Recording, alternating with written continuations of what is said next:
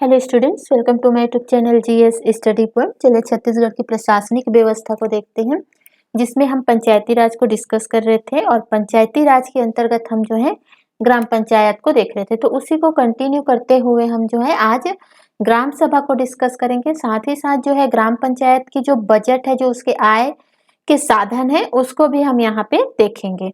तो चलिए देखते हैं, ध्यान से समझते चलिएगा, क्योंकि आपके जो एग्जाम होते हैं सीजीपीएससी से रिलेटेड या छत्तीसगढ़ से रिलेटेड जो भी एग्जाम होते हैं उसमें इससे जो है क्वेश्चन काफी डीप में पूछा जाता है। तो चलिए देखते हैं। तो ग्राम सभा हमने पिछले वीडियो में देखा था, जब पंचायती राज में देखा था। तो ग्राम सभा का जो आर्टिकल है, किस आर्टिकल के अंतर्गत या संविधान में किस अनुच्छेद में जो है ग्राम सभा का उल्लेख है, तो आपके 243 का या 243 ए में जो है आपके ग्राम सभा का उल्लेख किया गया है संविधान में। अब ग्राम सभा होती क्या है, तो देखिए राज्यपाल के द्वारा जो है किसी गांव या गांव के समूह, तो ठीक है, कोई गांव को या बहुत सारे गांव को मिलाकर जो है ग्राम घोषित कर दिया जाता है। तो ग्राम कौन घोषित करता है, तो राज्यपाल, ठीक है। और राज्यपाल के द्वारा जो है जिससे ग्राम घोषित किया गया है, चाहे वो एक गांव हो सकता है और या फिर ग्रुप ऑफ विलेज हो सकते हैं, ठीक है। वहां पे जो है आपकी ग्राम सभा गठित की जाती है, ठीक है, या वहीं पे जो है ग्राम सभा गठित होती है। क्लियर है इतना? आगे देखते हैं। अब ग्राम सभा में सदस्य कौन कौन होते हैं, तो ग्राम में मतलब जो गांव घोषित किया गया है, जो ग्राम है, तो उसमें जो मतदाता सूची में जिनका जिनका नाम अंकित है, ठीक है, जिनका नाम नामांकित है, जो कि 18 या 18 वर्ष से अधिक होते हैं और उस गांव के मतदाता सूची में उनका नाम है, या मतदाता सूची में दर्ज प्रत्येक व्यक्ति जो है क्या होता है, ग्राम सभा का सदस्य होता है, ठीक है। मतलब जो वोट डाल सकता है वो सारे जो व्यक्ति हैं वो क्या होंगे, ग्राम सभा के सदस्य होंगे। आगे देखते हैं। तो ग्राम सभा जो है स्थायी होती है, ठीक है, जैसे राज्यसभा स्थायी होती है उसी तरह जो है ग्राम सभा स्थायी होती है। मतलब ये कि ग्राम सभा को कभी भी भंग नहीं किया जा सकता, ठीक है। आगे देखते हैं। तो जो ग्राम पंचायत होती है, ठीक है, हमने देखा था ग्राम पंचायत, तो जो ग्राम पंचायत होती है वो ग्राम सभा के प्रति जवाबदेह होती है, ठीक है। मतलब ये कि ग्राम पंचायत द्वारा जो भी रिपोर्ट तैयार की जाएगी वो क्या होगी, ग्राम सभा के समक्ष प्रस्तुत की जाएगी या ग्राम सभा के सामने सबसे पहले रखी जाएगी। साथ ही साथ जो ग्राम पंचायत के जितने कार्य हैं, ठीक है, उसका निर्धारण भी कब होता है, ग्राम सभा के मत के द्वारा, ठीक है। अगर कोई काम है तो उस काम को करने से पहले जो है ग्राम सभा का जो है वोट लेना पड़ता है, ठीक है। तो ग्राम पंचायत जो है किसके प्रति जवाबदेह होगी, तो ग्राम सभा के प्रति। आगे ग्राम सभा की बैठक देखते हैं। तो ग्राम सभा की बैठक प्रत्येक वर्ष होती है और प्रत्येक वर्ष में कम से कम जो है 6 बार जो है ग्राम सभा की बैठक होनी चाहिए, ठीक है। कम से कम कितनी बार ग्राम सभा की बैठक बुलाई जानी चाहिए, 6 बार। और ये हर साल में, मतलब एक साल में 6 बार जो है ग्राम सभा की बैठक होगी। दूसरी चीज यहाँ पे याद रखिए, जो वार्षिक बैठक इसकी होती है वो मेनली जो है दिसंबर का जो महीना होता है, ठीक है, उस टाइम पे जो है ग्राम सभा की वार्षिक बैठक होती है। तीसरी चीज यहाँ पे याद रखिएगा कि बैठकों के मध्य जितनी भी बैठक होगी, ठीक है, प्रत्येक वर्ष जितनी बैठक होगी, 6 बार जो है बैठक होती है, तो जितने बैठक है तो बैठक के मध्य अधिकतम 2 माह का गैप होता है, ठीक है। मतलब 2 माह के अधिकतम जो है वहां पे गैप नहीं होना चाहिए। मतलब जैसे जनवरी में 26 या 23 जनवरी को जो है बैठक होगी, फिर 14 अप्रैल को होती है, फिर 20 अगस्त को, फिर 2 अक्टूबर को, और फिर जून और नवंबर में किसी भी डेट को जो है ग्राम सभा की बैठक होती है, ठीक है। तो प्रत्येक 2 माह में जो है ग्राम सभा की बैठक होगी, ठीक है। 2 माह से अधिक जो है इसमें गैप नहीं होना चाहिए, इसको भी ध्यान रखिएगा। अब जब ये बैठक होती है, जो मीटिंग होती है, तो इस मीटिंग की अध्यक्षता कौन करता है, तो इस मीटिंग की अध्यक्षता करता है सरपंच, ठीक है। अगर सरपंच अनुपस्थित है किसी कारणवश जो है, तो उसकी अध्यक्षता कौन करेगा? उप सरपंच। अब उप सरपंच भी अगर अनुपस्थित है तो उस मीटिंग की बैठक किसके द्वारा होगी? तो ग्राम सभा के जो सदस्य हैं वो जो है अपने बीच में से ही, अपने मध्य में से ही किसी एक सदस्य को चुन लेंगे ताकि वो है बैठक की अध्यक्षता कर सके। ठीक है, अब यहाँ पे देखते हैं कि अगर किसी अनुसूचित क्षेत्र में ग्राम सभा की बैठक हो रही है तो उसकी अध्यक्षता कौन करेगा? अनुसूचित क्षेत्र का मतलब यहाँ पे ये है कि जो SC ST है उसकी संख्या वहां पे 50% अबव होनी चाहिए। ठीक है, मतलब 50% से वहां पे अधिक होनी चाहिए किनकी संख्या? SC ST की, तब वो अनुसूचित क्षेत्र होता है। और अनुसूचित क्षेत्र में जो है ग्राम सभा की जो है अध्यक्षता, जैसे सरपंच या उप सरपंच नहीं है तो सदस्य जो चुने जाएंगे, ठीक है, उसकी अध्यक्षता करने के लिए, तो वो जो है किसी ST सदस्य को ही वहां पे चुना जाएगा। क्लियर है? आगे चलिए देखते हैं, ग्राम सभा की अगर कोई विशेष बैठक होती है, विशेष बैठक की मतलब किसी आपातकालीन मुद्दे पे चर्चा करनी हो, ठीक है, कोई ज्वलंत समस्या पे चर्चा करनी हो, तो उसके लिए जो है विशेष बैठक बुलाई जाती है। ठीक है, और इसकी जो अध्यक्षता है, इस बैठक को बुलाता कौन है? ठीक है, तो इस बैठक को बुलाएगा सरपंच। ठीक है, सरपंच द्वारा जो है विशेष बैठक बुलाई जाती है। अब ये ऐसे तो नहीं बुला लेगा कि हाँ भाई चलो आज विशेष बैठक करते हैं, ये बुलाएगा कब? जब ग्राम सभा के कोई सदस्य है, ठीक है, उनको लग रहा है कि किसी आकस्मिक मुद्दे पर या कोई ज्वलंत समस्या आन पड़ी है, उस पर बैठक बुलानी चाहिए, तो ग्राम सभा के कुल सदस्य संख्या का 1/3, ठीक है, मतलब 1/3 सदस्य जो है हस्ताक्षर सहित लिखित मांग करते हैं, मतलब लिखित मांग करेंगे कि हाँ आज जो है विशेष बैठक बुलाई जानी चाहिए, और उसमें वो साइन करके सरपंच को देते हैं। ठीक है, फिर सरपंच जो है 30 दिन के अंदर जो है बैठक को बुलाता है।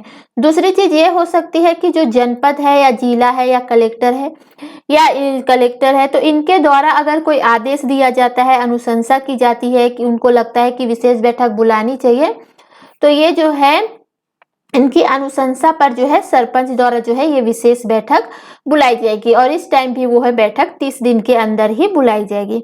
तो अगर सरपंच अनुपस्थित होता है उस विशेष बैठक को बुलाने के लिए, ठीक है, तो कौन बुलाएगा? उप सरपंच। अगर मान लो उप सरपंच भी बैठक बुलाने में अनुपस्थित होता है, ठीक है, विशेष बैठक नहीं बुला पाता है, तो उस स्थिति में जो है पंचायत सचिव जो होगा, ठीक है, पंचायत सचिव जो है राज्य सरकार द्वारा नियुक्त किया जाता है, तो वो पंचायत सचिव जो है ग्राम सभा की जो विशेष बैठक है उसको बुलाएगा। ठीक है, दूसरी चीज यहाँ पे याद रखेगा, जो भी विशेष बैठक में या मीटिंग के दौरान जो भी रिपोर्ट तैयार की जाती है, जो भी फैसला लिया जाता है, उसको जो है पंचायत सचिव जो है एक दस्तावेज तैयार करता है। ठीक है, तो क्वेश्चन पूछा जाता है कि किस भाषा में, तो ध्यान रखिएगा हिंदी भाषा में वो रिपोर्ट को तैयार करता है।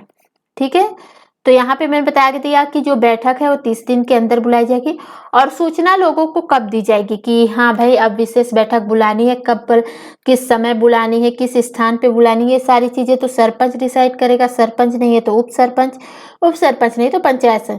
अब सूचना जो है 7 दिन पूर्व जो है लोगों को दे दी जाती है कि हाँ इस दिन जो है हम बैठक बुलाएंगे। अगर विशेष परिस्थिति में हो, ठीक है, कुछ विशेष स्थिति बन जाती है, तो वो 3 दिन पूर्व जो है सूचना जो है दे दी जाती है।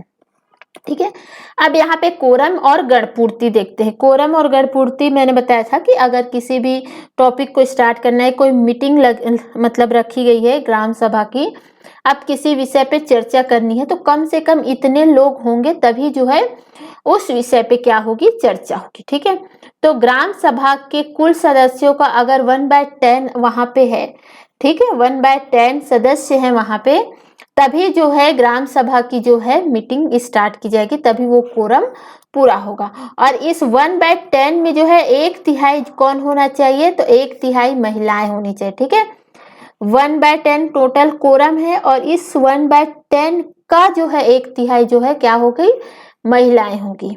अब अनुसूचित क्षेत्र में देखते हैं, तो अनुसूचित क्षेत्र में जो है कोरम या गणपूर्ति कितनी होगी, 1/3, मतलब ग्राम सभा की कुल संख्या का 1/3 जो है वहां कोरम होगा। और जो महिलाएं होंगी वो कितनी होंगी, इस 1/3 का 1/3 जो है महिलाएं वहां पे होनी चाहिए। अब कोरम के प्रति उत्तरदायी कौन होता है, या कोरम का उत्तरदायित्व किसको होता है, तो जो वहां पे सरपंच और पंच होते हैं, ठीक है, उसको जो है कोरम का उत्तरदायित्व होता है। अब होता क्या है कि लगातार अगर 3 बार मीटिंग में मतलब कोरम पूरा नहीं हो पाता है, ठीक है, तो सीधे जो है सरपंच और पंच को क्या कर दिया जाता है, नोटिस दे दिया जाता है। और अगर वो असफल हो जाते हैं, 2 बैठक कोरम अगर नहीं कर पाते हैं, ठीक है, कंटिन्यू 2 बार मीटिंग के कोरम पूरा नहीं कर पाते या उसको बुलाने में असफल होते हैं, तो सरपंच और पंच को जो है पद से त्याग पत्र देना पड़ता है, ठीक है, या फिर उनको जो है पद से क्या कर दिया जाता है, हटा दिया जाता है। अब कोरम पूरा नहीं होने पर जो है निम्न विषय पे चर्चा नहीं की जा सकती। कुछ ऐसे विषय हैं जब तक कोरम पूरा नहीं होगा तब तक जो है इन विषयों पर चर्चा बिल्कुल भी नहीं होगी ग्राम सभा की मीटिंग में। तो वो विषय कौन कौन से हैं, एक तो वार्षिक कार्य योजना है, बजट है, ठीक है, जो लेखाओं की जांच है, प्रशासनिक रिपोर्ट है, इन सब विषय पे जो है चर्चा नहीं होगी। क्लियर है इतनी चीजें? तो ये रहा आपका ग्राम सभा, ठीक है। अब हम जो है ग्राम पंचायत की जो बजट है उसको यहाँ पे डिस्कस कर लेते हैं। तो ग्राम पंचायत का बजट जो है नॉर्मल साधारण बहुमत से जो है फैसला लिया जाता है कि हाँ भाई अब जो है हमें जो है अपना बजट तैयार करना चाहिए।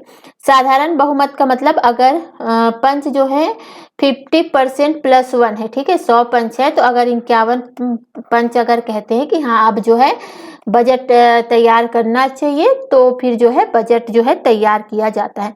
अब ये बजट का जो ढांचा तैयार कौन करता है, तो बजट का ढांचा जो है आपके पंचायत सचिव द्वारा, क्योंकि सारे दस्तावेज इसी के पास होते हैं, तो इसको जो है सारे आय व्यय का सब कुछ जो है इनको पता होता है, ठीक है।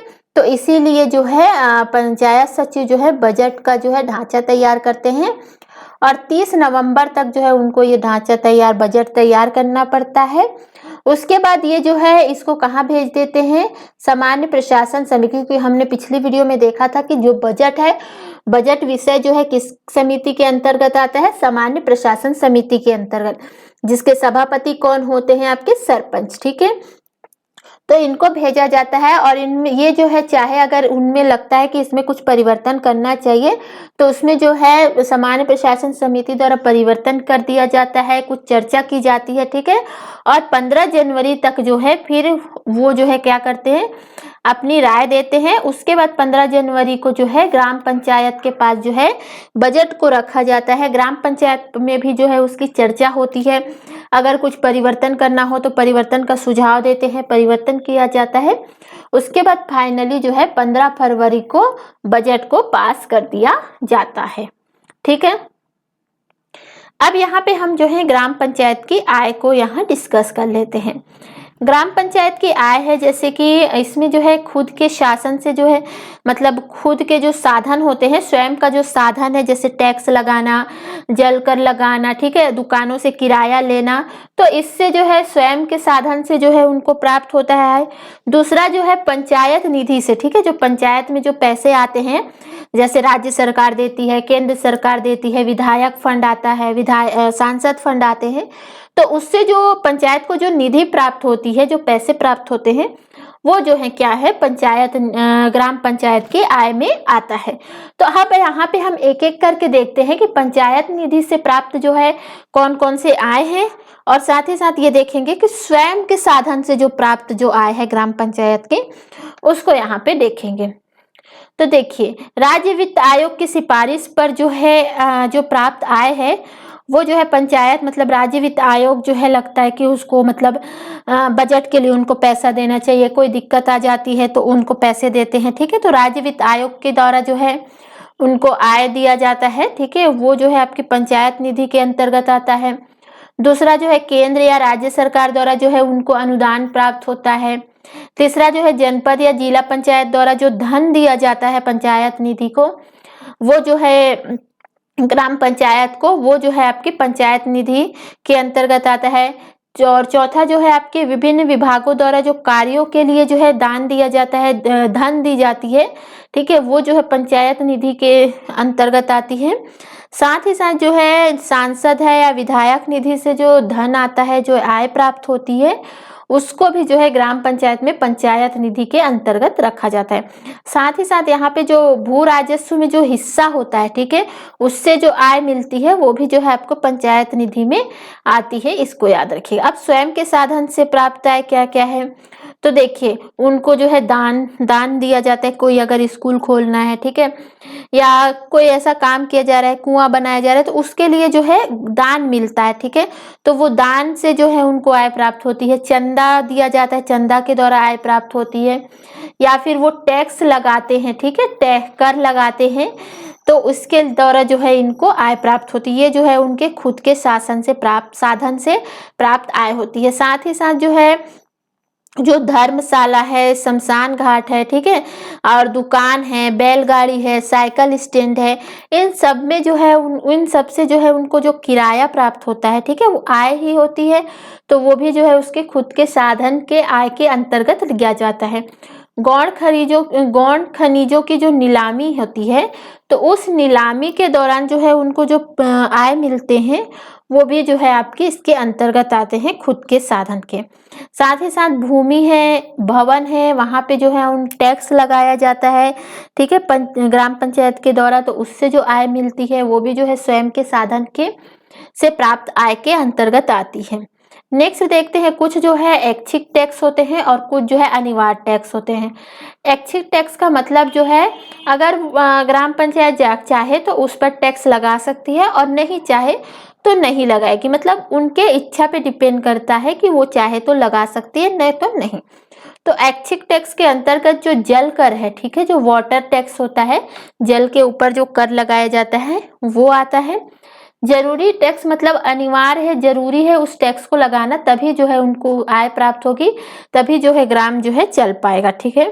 तो एक जो मार्केट से जो उनको फीस प्राप्त होती है, ठीक है, पशुओं को जो बेचने पर जो है टैक्स लगाया जाता है, जो लाइट पे जो है टैक्स लगाया जाता है, तो ये सारी जो है आपके अनिवार्य टैक्स के अंतर्गत आता है।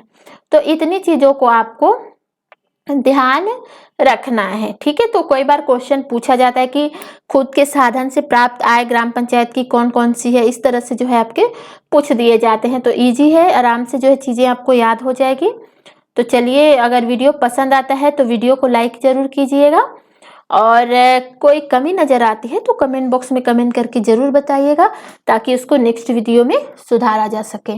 तो थैंक यू फॉर वॉचिंग।